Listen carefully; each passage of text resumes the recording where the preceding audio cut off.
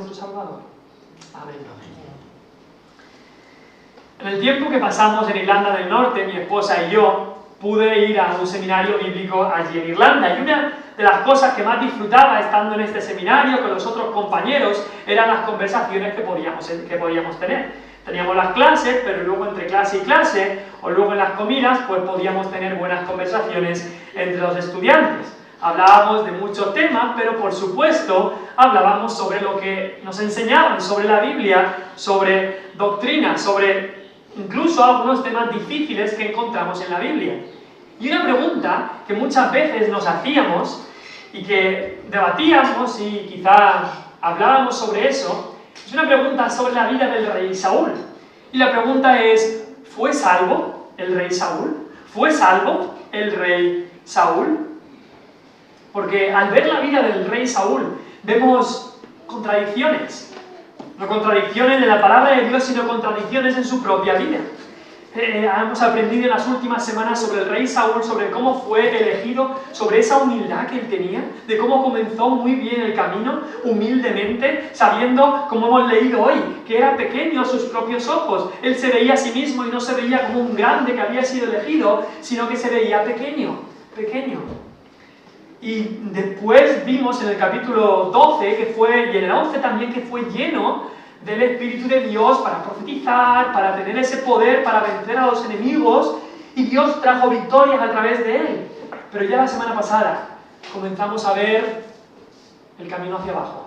Comenzamos a ver que había llegado a ese punto cúlmine, pero comenzamos a ver ese camino en descenso. Y a partir de aquí todo fue de mal en peor, desde el capítulo 13 y 14. Y al final de su vida vemos no solamente que por muchos años está persiguiendo a David, a ese rey nuevo que Dios había escogido, lo persigue y lo quiere matar y matar y matar, y no tan solamente eso, entra en una espiral descendente hasta que al final de su vida muere por los enemigos de Dios que lo matan, pero muere suicidándose y muere después de haber consultado a una adivina. Va de mal en peor en su vida.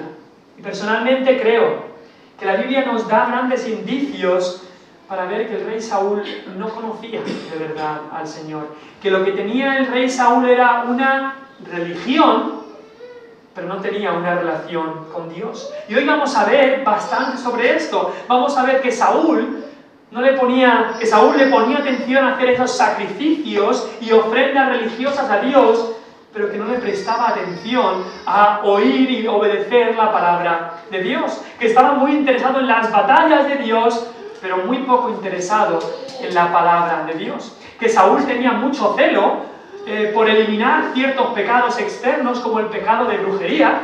En su tiempo nos dice la palabra de Dios que se encargó de quitar de la tierra, de quitar de Israel, de echarlos o de matarlos a todos los encantadores, brujos y adivinos. Pero con el pecado de la rebelión, con ese pecado sí que lo dejaba en su corazón. Tenía mucho celo porque no hubiera idolatría en Israel. Más celo incluso que otros reyes que permitían el culto a Baal o a dioses falsos. Él decía, no, vamos a adorar solamente a Jehová. Fuera Baal, fuera Asera, fuera los otros dioses falsos. Pero sí que permitió en su corazón ídolos falsos como el orgullo y la obstinación. Es más, en su moralidad, Saúl parecía ser una familia moral. En el capítulo anterior hemos leído que tenía una mujer. Luego leemos de otros reyes que vamos a ver que la poligamia era normal para muchos reyes, como Salomón, que tuvo prácticamente 900 mujeres. Pero él tenía una mujer y ya está. Parece mucho más moral incluso que otros reyes. En eso lo que tenía era una religión. Vemos también que era un hombre patriótico. Amaba su país. E incluso en el texto que hemos leído, en el capítulo 15, leemos de que él habla de mi pueblo. Este es mi pueblo, este es mi país.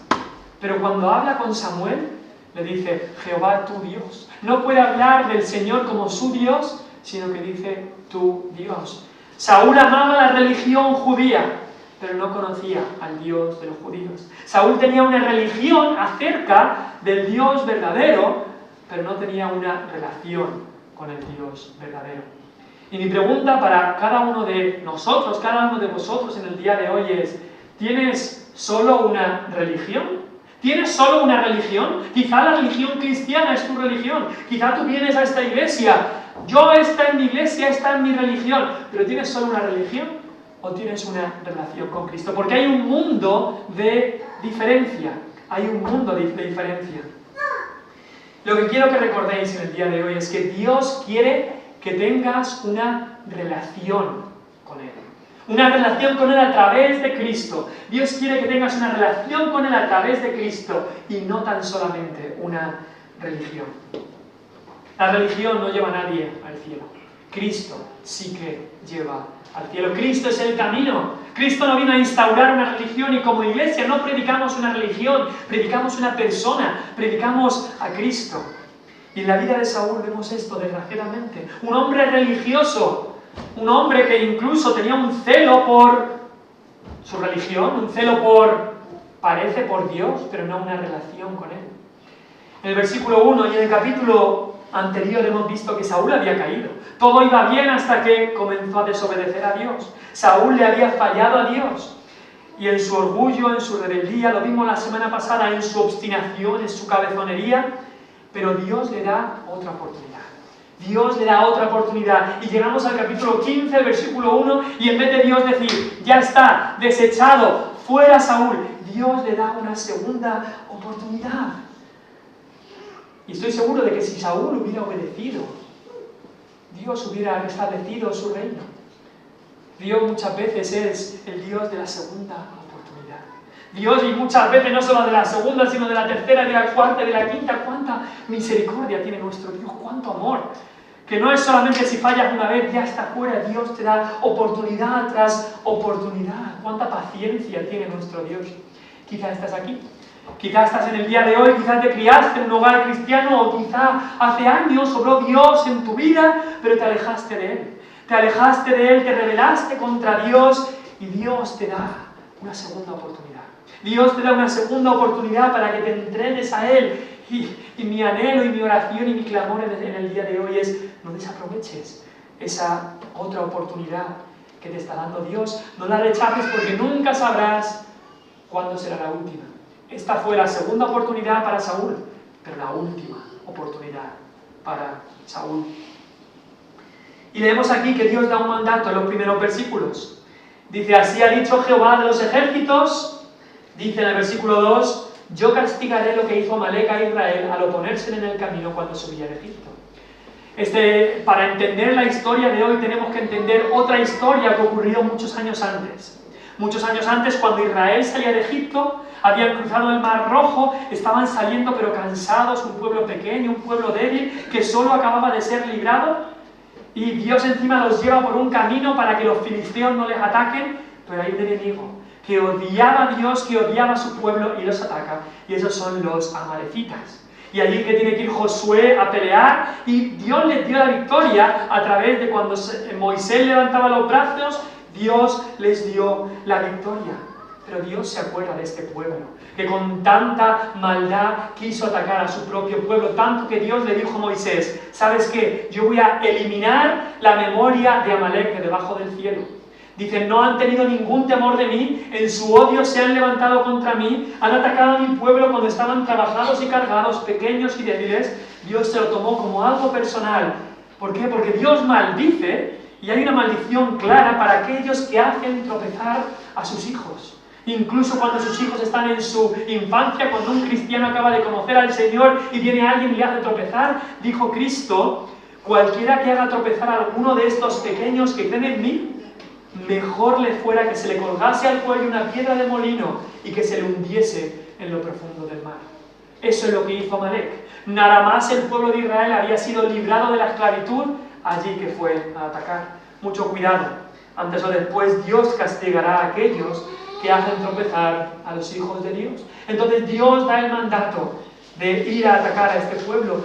Y llegamos al versículo 3 y lo leemos. Dios dice, ve pues y hiere a Amalec y destruye todo lo que tiene y no te apiades de él. Mata a hombres, mujeres, niños y aun los de pecho, vacas, ovejas, camellos y asnos. No podemos más que decir que son palabras difíciles. Son palabras difíciles. No solo había que luchar contra ellos, había que exterminar todo. Y algunos lo que podríamos hacer es saltar al versículo siguiente y olvidarnos de este versículo, pero toda la Biblia es palabra de Dios. Quiero hacer un paréntesis aquí en cuanto a este versículo, porque muchos incrédulos cogen versículos como estos y los cogen para atacar al cristianismo, para decir que Dios, mira, es un Dios cruel, un Dios que obliga a su pueblo a realizar genocidios, exterminios, y dicen, mira, yo no quiero tener nada que ver con un Dios tan cruel, tan vengativo, tan sangriento. Muchos incrédulos cogen versículos así y atacan todo el cristianismo. Otros, incluso que se llaman cristianos, hace unos meses hablaba con alguien así, utilizan textos como este para decir, ¿has visto? El Dios del Antiguo Testamento es un Dios cruel, un Dios sangriento, un Dios que no tiene nada que ver con el Dios del Nuevo Testamento. Yo creo en Jesús solamente. Yo creo en el amor, Dios de amor, yo creo en Jesús. Pero en Jehová, en ese Dios del Antiguo Testamento, eso no quiero tener nada que ver con él. Y muchos hacen eso. Y cortan el Antiguo Testamento y lo echan por la borda. Pero ¿qué tenemos que hacer cuando nos encontramos con textos como estos, que sin duda son difíciles? Pues debemos recordar quién es Dios y quién es nosotros. Debemos recordar rápidamente que Dios es soberano.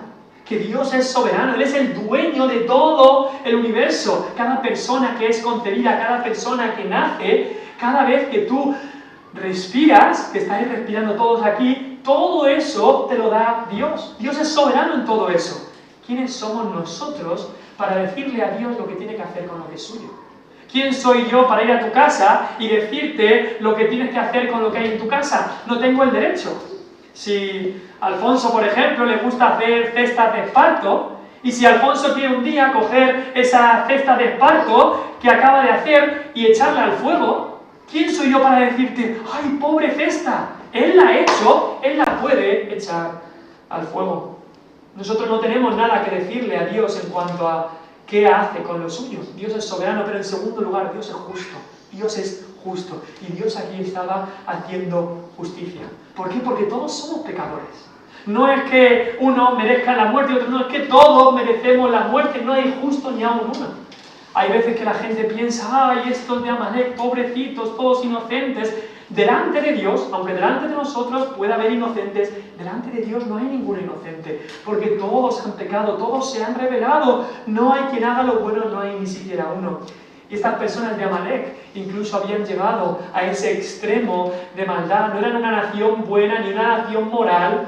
En Éxodo vemos que se habían levantado contra el mismo trono de Dios, ni le temían ni querían saber nada de él. Y en este capítulo hemos leído que en el versículo 18 no nos llama, no destruye a las personas de Amalek, sino que dice destruye a los pecadores de Amalek. Dios es justo y ninguno de nosotros merecemos nada más que la muerte, porque la paga del pecado es muerte. Dios es soberano, Dios es justo, pero Dios es también misericordioso. ¿Por qué? Porque Dios en su misericordia había retardado el castigo. Este gran pecado que ellos habían hecho en contra de Israel había sido hace muchos años, pero Dios había retardado el castigo, no queriendo que ninguno perezca, sino que todos procedan al arrepentimiento. Además, pensémoslo de otra manera, cuando Dios corta la vida del pecador, cuando Dios dice hasta aquí y le impide pecar más en este mundo, en realidad está actuando en su misericordia, porque cuanto más peque en este mundo el pecador, peor será el castigo que recibirá en la eternidad. Pero también creo que la misericordia de Dios se muestra claramente aquí al acabar con la vida de estos niños. Y dices, ¿por qué? ¿Por qué? Porque aunque la Biblia no es totalmente clara en esto, pero hay suficiente base bíblica en la Biblia para creer que los niños que mueren en la infancia, los niños que mueren antes de llegar a la edad de discernimiento, esos niños van a la presencia de Dios. Así que estos niños amalecitas que si hubieran crecido en ese país, hubieran continuado con total seguridad en el pecado y la depravación de ese país, estos niños fueron llevados a la presencia de Dios para estar con Él para siempre. Dios es soberano, Dios es justo y Dios es misericordioso. Recordemos eso cuando nos encontramos con textos aquí. Pero también en este texto hay algo que Dios nos está queriendo mostrar, porque Amalek es también un sinónimo o una ilustración del pecado y la carne, que debemos, como cristianos, de acabar con ellos, de hacer morir lo terrenal en nosotros, de crucificar la carne con sus pasiones y deseos. Y Dios estaba mostrando esto en una ilustración con Saúl. Pero la pregunta que tenemos es: ¿cómo reaccionó Saúl ante este mandato? ¿Cómo reaccionó Saúl? ¿Cómo reaccionó este hombre, que era un hombre religioso, con una religión, pero no un hombre con una relación con Dios? Pues vamos a encontrar tres cosas. Primero nos encontramos con sus obras, las obras de un religioso. Segundo, con sus palabras, las palabras de un religioso. Y tercero, con su arrepentimiento, entre comillas, falso arrepentimiento de un religioso. En primer lugar, las obras del religioso. Quizá estás tú aquí y estas obras se parecen mucho a tus obras, y por eso tenemos que examinarnos a nosotros mismos. ¿Tienes una religión o tienes una relación con Cristo? Las obras de Saúl eran obras que eran con diligencia e incluso con misericordia. Mira lo que dice el versículo 4. Saúl, pues, cuando escucha esto, convoca al pueblo, les pasa revista, y viniendo Saúl a la ciudad de Amalek, pone emboscada en el valle. Actúa con diligencia y con responsabilidad, con esfuerzo, una vez recibe el mandato, y eso es bueno. Todas esas cosas son buenas, no hay nada malo en eso. Pero que unas obras sean con diligencia y esfuerzo no quiere decir que sean agradables a Dios. Cuando estaba Cristo en este mundo, señaló a los fariseos, que eran hipócritas, los llamaba, y sabes que los fariseos eran responsables y diligentes en sus obras. Decía Cristo que incluso recorrían mar y tierra para hacer un prosélito, para hacer un convertido. Así era Saulo de Tarso, el Saúl del Nuevo Testamento, era también muy diligente en sus obras, pero en sus obras no agradaba a Dios. Quizá tú dices: mira, yo llevo ya 2, 3, 5 años que no he fallado un culto en esta iglesia. Eso está muy bien, ¿no? Dios tendrá que recompensarme a mí porque yo no fallo un culto, o yo doy mis ofrendas, o yo hago tal o hago lo otro. Esa diligencia, Dios la recompensará. Pues te digo que esas obras diligentes, si solo son con diligencia, eso no te compra ni un metro cuadrado en el cielo. Porque la salvación no se puede comprar, es un regalo.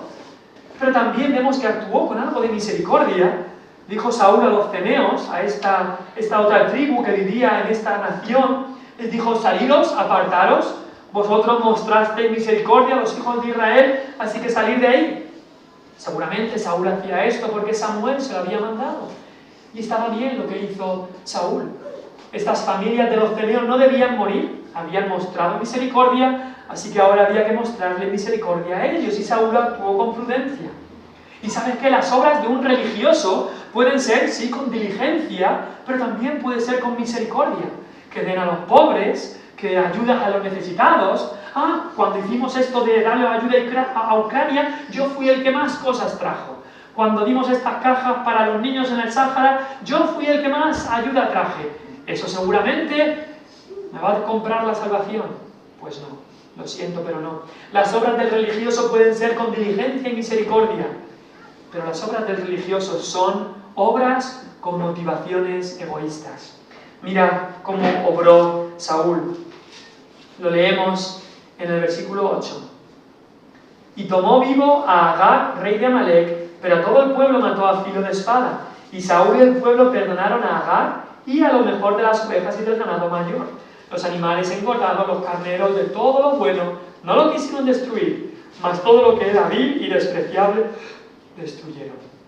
Ahí se veía el egoísmo. Supongo que Saúl llegó ahí, a Amalek, llegaron, lucharon, y de repente vieron toda esa riqueza, todos esos ganados de ovejas, luego los bueyes, luego los camellos, luego los burros, luego vieron todo eso y dijeron: es que Dios se equivoca, es que no podemos hacer esto, Dios es demasiado estricto. Vieron el anatema, y Saúl mismo lo llama el anatema. El anatema significa es maldito, es apartado, no hay que tocarlo. Vieron el anatema y tomaron del anatema. Como Acán, muchos años antes, en el tiempo de Josué, había hecho lo mismo. Dios es demasiado estricto, decían. Mira, lo que haremos es que cogemos de todas estas riquezas y le damos un poco a Dios. Ya está, ¿no? Robo todo esto que no me pertenece y si le doy un poco a Dios, ya está. Tengo a Dios contento, ¿no? ¿Y qué hacemos con el rey de Amalek? Pues claro, para Saúl, para un rey, tener otro rey capturado era de los trofeos más importantes que podías tener. Un rey que tenía a otro rey. Un rey que era el rey de otro rey. Pero se equivocaba Saúl, porque solo Cristo, solo Dios es el rey de reyes. Solo Él es el rey de reyes. Las obras religiosas solo están pensando en lo que pueden sacar. Eso es una característica de las obras religiosas. Yo hago este camino de Santiago para que Dios me dé esto. Yo doy este dinero para que Dios me dé. Yo oro estas veces y rezo o hago tal para que Dios me sane de mi enfermedad. Las obras religiosas no están haciéndolas por amor a Dios, por una relación con Dios, sino para poder sacar, con motivaciones egoístas, como Saúl aquí. Pero también son obras que llenan el corazón de orgullo. ¿Qué pasó cuando Saúl había ganado esta batalla? Lo leemos en el versículo 12. Fue dado aviso a Samuel diciendo: Saúl ha venido a Carmel, y he aquí se levantó un monumento y dio la vuelta y pasó adelante y descendió a Gilgal. ¿Qué hizo Saúl? Después de la batalla, en vez de ir a Gilgal, que era el lugar de reunión, dice: vamos antes a otro lugar, que me quiero levantar un monumento. Eso es lo que dice en el original: se levantó un monumento para sí mismo. Soy tan grande que me merezco un monumento, que me hagan un monumento de lo bueno y lo grande que soy.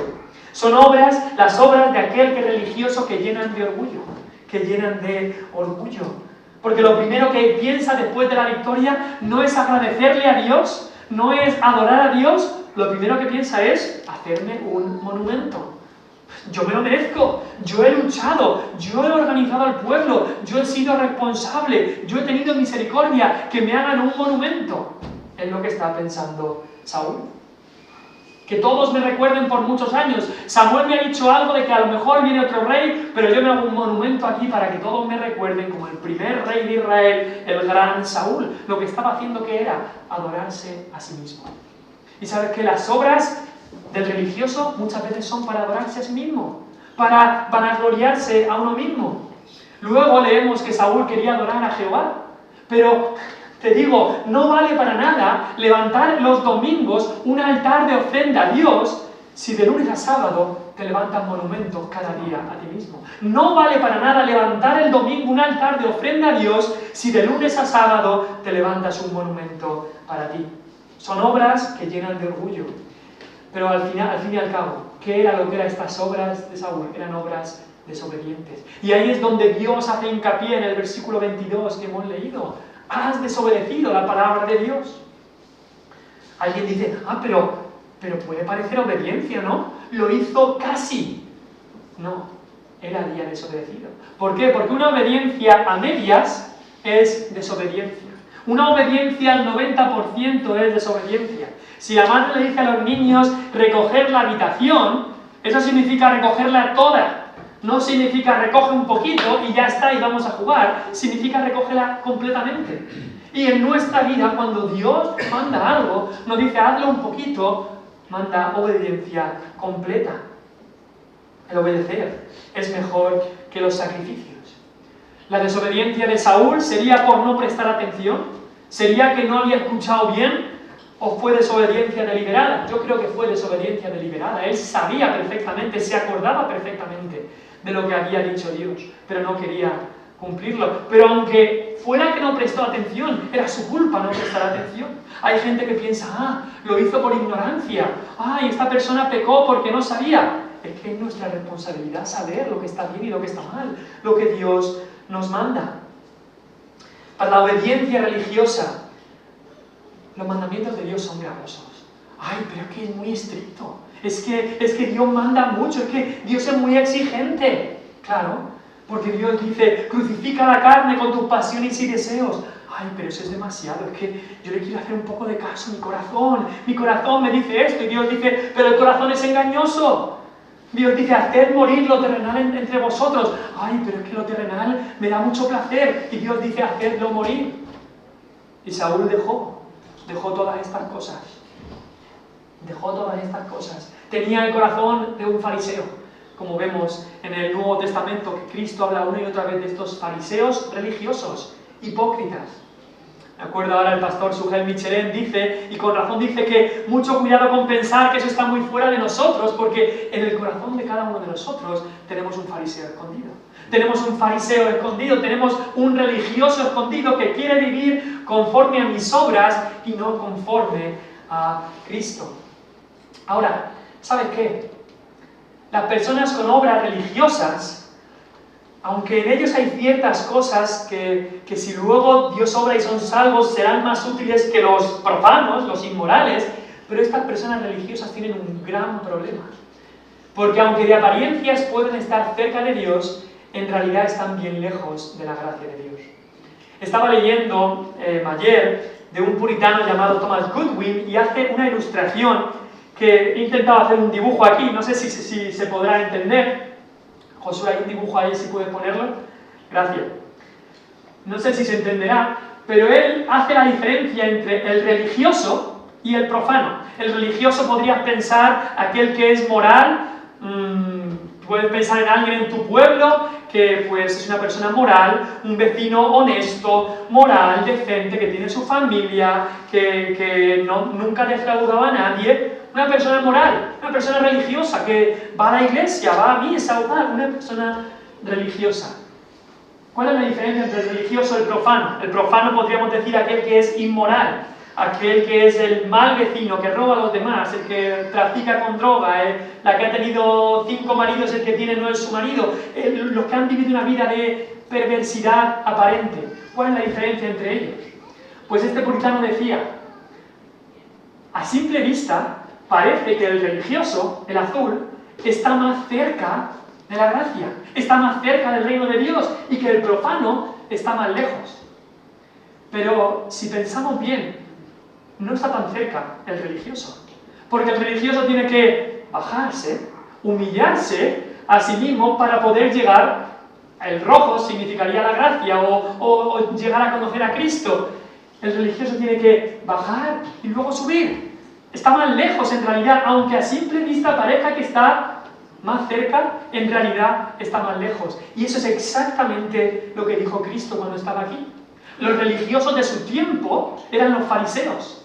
Y Cristo dijo que los religiosos de su tiempo estaban más lejos del reino de Dios que los ladrones y las rameras. Eso dijo Cristo, que los religiosos estaban más lejos del reino de Dios que los profanos, que los inmorales. Por eso Dios nos dice en su palabra, cuidado con el fariseísmo, cuidado con ser religioso y ya está. ¿Por qué? Porque el religioso tiene que llegar a convencerse de su falsa justicia, de su pecado, bajarse a sí mismo, humillarse, hasta llegar a darse cuenta de que es tan pecador como el más profano, para después subir y conocer la gracia de Dios. Ahora, los dos, tanto el religioso como el profano, están sin Cristo. Están condenados si están sin Cristo. Uno tiene obras religiosas, no obras que agradan a Dios. El otro no tiene obras. Y lo que nos tenemos que dar cuenta es que nuestras obras sin Cristo, al fin y al cabo, son como las obras de Saúl. ¿De qué te vale un cheque si solo tiene 0,0000? No te vale de nada. Yo te doy un cheque, mira, te quiero dar un regalo, pero solo tiene ceros. Esas son nuestras obras sin Cristo. Ahora, cuando a ese cheque con 000 le añades un 1 delante, entonces lo cambia todo. Y eso es lo que hace Cristo en la vida del cristiano. Eso es como Cristo cambia nuestra vida, cambia nuestras obras. Nuestras obras sin Cristo no son más que trapos de inmundicia. Eso es lo que dijo Isaías en Isaías 64. Nuestras mejores justicias sin Cristo son trapos sucios. Nos tenemos que dar cuenta que las obras no nos pueden salvar. Lo veíamos al principio. Cristo, en el himno que hemos cantado, Cristo por gracia me salvó. Por gracia sois salvos por medio de la fe, no por obras, para que nadie se gloríe. Cristo fue el único que demostró esas obras perfectas, esa obediencia perfecta. Su obediencia fue perfecta. Y es al creer en Él, al creer en Cristo, que Él nos salva. Y entonces cuando Él nos salva, entonces sí podemos obrar para Él. Romanos 5:19 dice, por la obediencia de uno, todos hemos sido desobedientes, pero por la obediencia de uno, los muchos serán constituidos justos. Y ese uno es Cristo.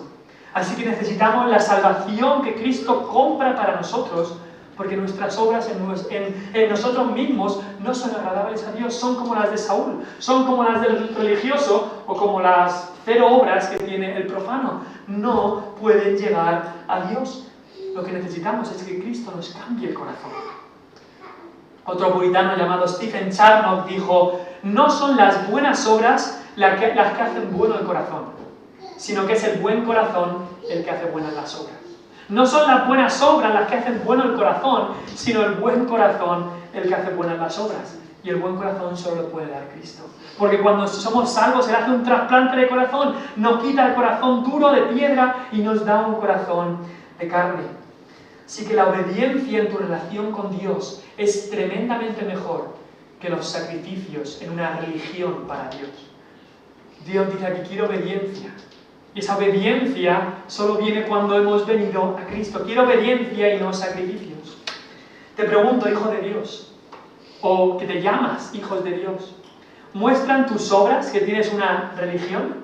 ¿O muestran tus obras que tienes una relación con Dios? ¿Muestran tus obras que tienes una religión? ¿O muestran tus obras que tienes una relación con Dios? Hemos visto las obras del religioso, pero en segundo lugar, quiero que veamos las palabras del religioso, y esto va a ser mucho más rápido.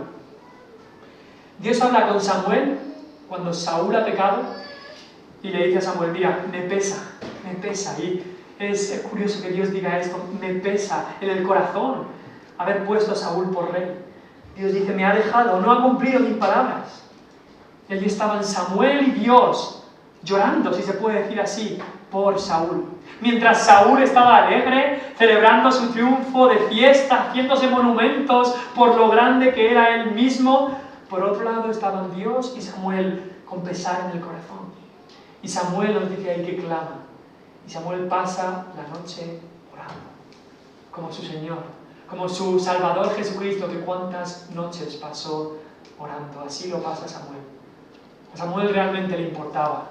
A Samuel realmente le importaba a Saúl, aunque a Saúl no le importaba un comino nada de Samuel. A Samuel sí que le importaba Saúl. Y llora y clama por él. Así que al día siguiente Samuel va a encontrarse con Saúl. Y si recordáis de la semana pasada, vuelve a repetirse lo mismo. En el mismo lugar, en Gilgal, después de un pecado de Saúl, allí llega Samuel. Allí llega Samuel. Otra vez la misma situación, el mismo escenario. Y esta vez Saúl, en su orgullo, dice, antes de que le diga nada Samuel la otra vez le había dicho, ¿pero qué has hecho? Antes de que Samuel abra la boca, Saúl se adelanta y le dice, bendito seas tú de Jehová, yo he cumplido la palabra de Jehová. Otra vez son las palabras de un religioso. Son las palabras de un religioso. ¿Cuántas veces nos hemos cruzado con personas que tienen las palabras de cristiano, pero no la vida de un cristiano? Personas que los escuchamos su vocabulario y nos quedamos con la boca abierta, que se ponen a orar y parecen ángeles orando, que suben a predicar y parece la reencarnación de Pablo, que ha venido otra vez a predicar, o de Spurgeon, o de quien sea. Personas que aparentemente tienen las palabras de cristiano, que te dicen amén, bendiciones, tal, lo otro, pero que su vida no es la vida de un cristiano. Y que si indagas un poco más en sus palabras, ves que son palabras religiosas, pero no unas palabras de una relación con Dios. Y así es con Saúl. Llega Samuel y dice, bendito seas tú de Jehová, yo he cumplido la palabra de Jehová. Son palabras hipócritas. 2 veces nombra a Jehová en su frase, pero no estaba haciendo más que nombrando el nombre de Dios en vano.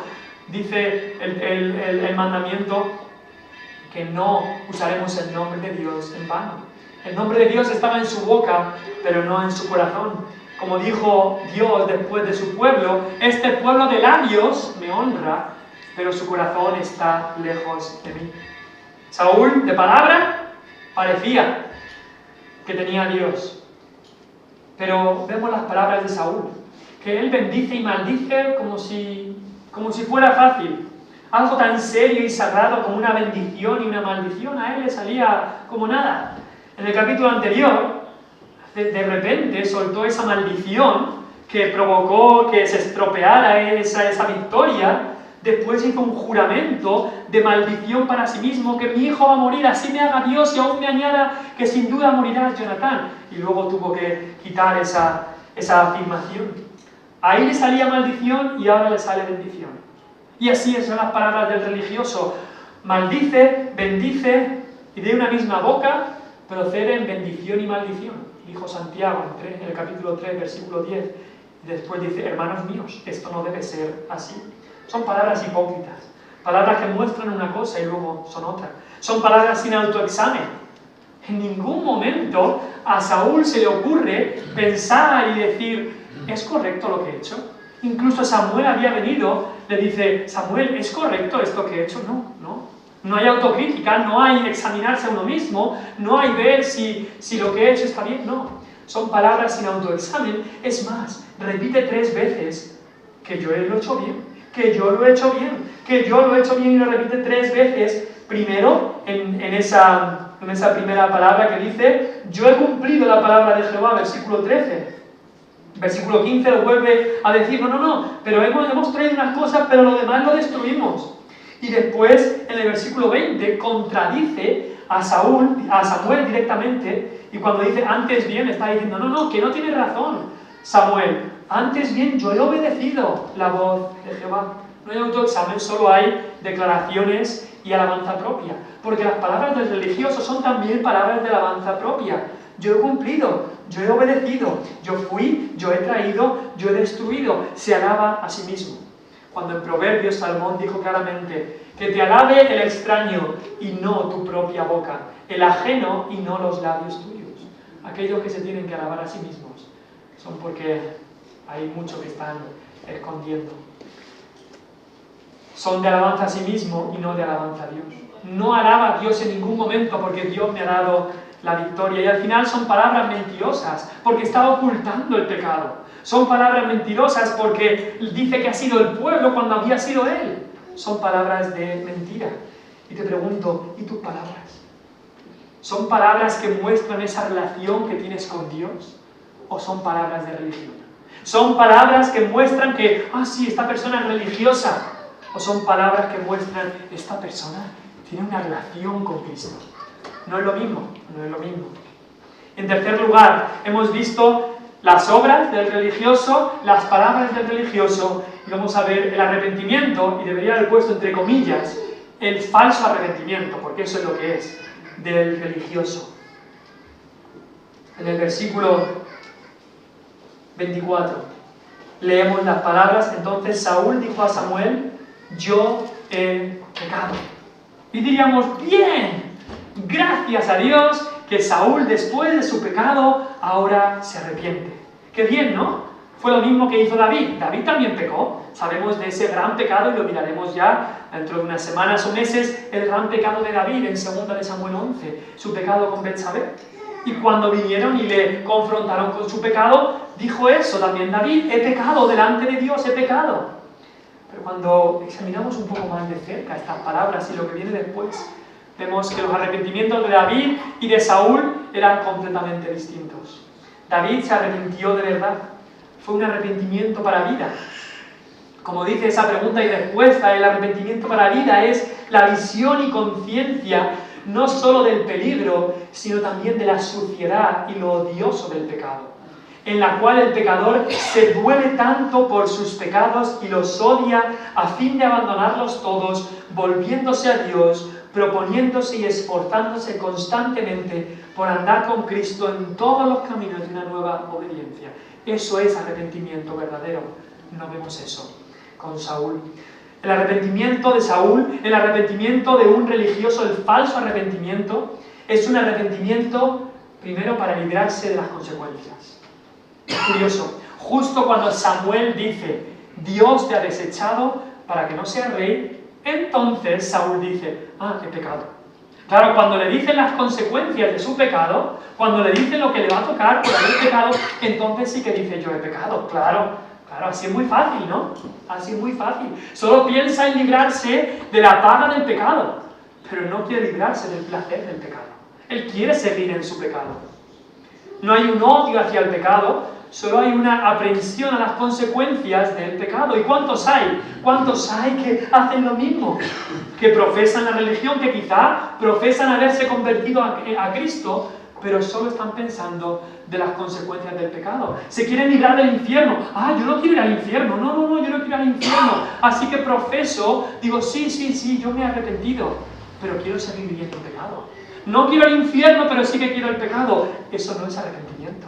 Eso no es arrepentimiento. Es el mismo arrepentimiento del criminal, del delincuente, que sabe que lo han pillado en su delito y quiere librarse de las consecuencias. No odia su pecado, no aborrece su pecado, su delito. Lo que quiere es no tener que ir a la cárcel, no tener que pagar, no tener que sufrir las consecuencias. Es un arrepentimiento para librarse de las consecuencias. El falso arrepentimiento. También el falso arrepentimiento, el arrepentimiento de Saúl, es un arrepentimiento que echa la culpa a los demás. Por supuesto, ya lo hemos visto. ¿Qué hace Samuel? ¿Qué hace Saúl? No, la culpa no la tengo yo, la tiene el pueblo. De Amalek han traído todos estos sacrificios, todos estos animales. El pueblo perdonó lo mejor de las ovejas y de las vacas. Es el pueblo el que tiene la culpa. Y yo solamente temía al pueblo y consentía la voz de ellos, como dice el versículo 24. Es que fue por la presión que me metieron. La culpa no la tiene él, son los amigos con los que iba. ¿A cuántos padres he oído decir eso? Mi hijo no tiene la culpa. Mi hijo sí que quería hacer las cosas bien, pero los amigos con los que se juntó, eso fueron los que tenían la culpa. Si tu hijo se junta con unos amigos, es porque disfruta estando en la compañía de esos amigos. No le eche la culpa a los demás. Y Saúl aquí, como el pueblo tenía algo de responsabilidad, si en algo alguien nos ha ayudado en el pecado, cuán rápidos somos en echarle toda la culpa de ese pecado. Y no nombra al rey Agag, que había sido responsabilidad suya principalmente. Y que eso de echar la culpa por el pecado ya viene desde el principio. ¿Fue arrepentimiento verdadero el de Adán y Eva cuando Dios vino? ¿Cuando se escondieron? Ahí al principio al menos no había arrepentimiento, porque solo se estaban echando la culpa el uno al otro. Un arrepentimiento verdadero. Acepta toda la culpa para sí mismo. Y no está pensando en lo que han hecho los demás. Pero él no se lleva tal. ¿Y qué de él? El arrepentimiento verdadero acepta la culpa para uno mismo. También el arrepentimiento falso que muestra aquí Saúl exige el perdón instantáneo de los demás. Mira el versículo 25. El versículo 24. Al final del versículo dice, perdona pues ahora mi pecado. En primer lugar, se estaba equivocando de pensar que Saúl podía perdonar pecados cuando el que perdona pecados es Dios. Pero lo que está diciéndole es, tú tienes que perdonarme ahora.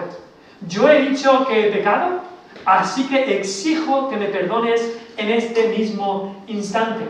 ¿Cuántas veces hemos visto algo así? Samuel se estaba yendo y Saúl le reclama, me tienes que perdonar. Me tienes que perdonar, tanto que le agarra de su túnica y se la rompe, como un niño con una rabieta. Igual, se agarra así de la túnica de Samuel. Tienes que perdonarme, porque te he pedido perdón. Otra característica de un falso arrepentimiento. Y también el falso arrepentimiento solo busca la reputación propia, porque ¿qué es lo que estaba buscando Saúl con todo esto? Pues se le ve en el versículo 30 y 31. Se le descubre lo que había en su corazón. Vuelve a decir, yo he pecado, pero te ruego que me honres delante de los ancianos de mi pueblo y delante de Israel, y vuelvas conmigo para que adore a Jehová tu Dios. Se le ve el primero. Lo que estaba buscando Saúl era solamente mi propia gloria. El arrepentimiento verdadero no está buscando eso. El arrepentimiento verdadero está en el suelo clamando a Dios por perdón y misericordia. Está llorando, compungido, contrito de corazón. Y al corazón quebrantado, Dios no lo desprecia. Pero aquí no hay corazón quebrantado. En Saúl no hay nada de esto. Solo estaba buscando la reputación propia. Solo estaba buscando eso. qué cara más dura podríamos decir. Lo único que quería era su propia gloria y su propio honor. Y prácticamente fuerza a Samuel a acompañarle. Le dice, yo aquí tengo que quedar bien, yo soy el rey, tengo que quedar bien delante de todos, no me vas a dejar mal delante de todos, ¿eh? El arrepentimiento, el arrepentido verdaderamente, no tiene problema en que la gente sepa de lo que ha hecho. Pero no, él quiere que nadie se entere, tú me tienes que dejar bien delante de los demás. Solo buscaba la reputación propia. Y el arrepentimiento falso de Saúl no hace verdadera restitución, solo una falsa compensación. Saúl estaba pensando, mira, yo he pecado, sí, no lo he hecho bien, pero ¿sabes lo que voy a hacer? Ahora voy a adorar a Dios. Y lo comido por lo servido, ¿no? Como he hecho un poco de mal, ahora un poco de bien y ya está. Los sacrificios que voy a hacer a Dios taparán la desobediencia. Ya está. En lo que piensa el mundo, piensan que van a llegar un día arriba al cielo y las malas obras se pondrán con las buenas obras y eso, si hay un poquito más de bueno, si lo bueno tapa un poco lo malo, ya está. Eso es lo que estaba pensando Saúl. Pero ¿qué pasa con la restitución? Dios había dado órdenes de restitución y aquí se olvida completamente de eso, o no quería restituir. Si alguien ha robado, no vale con que diga, yo he pecado, ya está. No. La ley dice, tiene que restituir. ¿Cómo puede decir aquí Saúl, yo he pecado y no hacer nada con su pecado? El ganado seguía ahí. Lo escuchaba bien Samuel. Samuel cuando llega dice, espérate, estoy escuchando un balido de ovejas, un bramido de vacas. ¿Qué es lo que pasa aquí? El ganado era un testigo contra el pecado de Saúl. Cada vez que la oveja decía ve, cada vez que la vaca decía mu, estaban diciendo, Saúl ha pecado, no ha destruido lo que tenía que destruir. Y con el rey Agar también lo deja ahí, que esté con nosotros. Pero si de verdad estás arrepentido, no lo vas a hacer ahora, aunque sea tarde, aunque no sea cuando Dios te lo diga, pero mata todas estas cosas. No. Saúl quería arrepentimiento, pero también quedarse con lo que había robado. Eso no es verdadero arrepentimiento. El arrepentimiento verdadero busca la restitución, busca la total restauración. Es más, lo tuvo que hacer Samuel, esta restitución. Después Samuel tiene que ir y matar a Agag. Tiene que ser Samuel el anciano el que venga a acabar la faena que Saúl se había dejado por hacer. Y así muchas veces nosotros también pensamos, puedo pecar durante la semana, puedo hacer esto que sé que está mal, pero luego voy el domingo al culto. Y lo que hago en el domingo en el culto ya tapa lo de la semana. Yo me aprendo estos versículos, me los estoy aprendiendo, entonces estos versículos que me aprendo y estas buenas obras que estoy haciendo con esto tapa lo demás. Bueno, doy un poco de mi ofrenda y eso ya tapa lo demás. Eso es el arrepentimiento religioso, pero no el arrepentimiento para vida. Eso es el arrepentimiento de las religiones. La Iglesia Católica lo hace en el carnaval. Ahí puedes hacer toda fiesta, drogas, sexo, lo que quieras, y después llega la cuaresma. Con que hagas bien en la cuaresma, eso ya te tapa todo lo que has hecho en el carnaval. Lo comido por lo servido, pero no es el arrepentimiento del que habla la Biblia. El arrepentimiento del que habla la Biblia es una contrición de corazón, es un arrepentimiento para vida en el que no tapas ni escondes el pecado, sino que aborreces y abandonas el pecado, odias ese pecado, lo abandonas, te vuelves a Dios y le sigues a Cristo en una nueva obediencia. Ese es el arrepentimiento verdadero. Este arrepentimiento religioso de Saúl no era verdadero. ¿Cuáles fueron las consecuencias? Lo leemos ya en el versículo 34. Se fue luego Samuel a Ramá, y Saúl subió a su casa en Gabaa de Saúl, y nunca después vio Samuel a Saúl en toda su vida. Esta había sido la última oportunidad de Saúl. Saúl había sido desechado. Dios no le dio ninguna oportunidad más para que su reinado se extendiera. Incluso creo que quizá esta es la última oportunidad para ser salvo. Nunca más vio a Samuel, el que tantas veces había hecho de mediador entre Dios y los hombres. Había hecho mediador con minúsculas, anticipando el mediador con mayúsculas que vendría, que sería Cristo. Nunca más vio a Samuel. No quería verle, ni lo vio. ¿Y sabes qué? Quizás hoy es tu última oportunidad. Tu última oportunidad para arrepentirte de tus pecados y venir a Cristo, para venir y obedecer su palabra. Lo hemos dicho bien claro, la religión no te salva. La religión no te salva. Obras religiosas no sirven para ser salvo. Palabras religiosas no valen para nada. Arrepentimiento, falso arrepentimiento religioso no es verdadero, no salva. Solo Cristo salva. Solo Él. Pero tú quizás, igual que Saúl, esta sea tu última oportunidad. Quizás no vayas a ver a Cristo predicado nunca más en tu vida. Yo no sé lo que te espera mañana. Yo no sé los cambios de planes que pueden haber. Pero quizás esta sea la última vez. Quizás tú dices, yo tengo obras, pero son obras religiosas. Quizás tienes palabras, pero son solo palabras religiosas, no vienen del corazón. Arrepentimiento religioso, pero eso no te salva. Solo viniendo a Cristo. Solo Él salva. La religión no salva. La religión manda a muchas personas a una condenación. Solo Cristo es el que salva. Venir a Él, recibirle como Salvador y entregarle toda nuestra vida. Y Él nos dará no una religión, sino una relación personal con Él. Vamos a orar. Padre,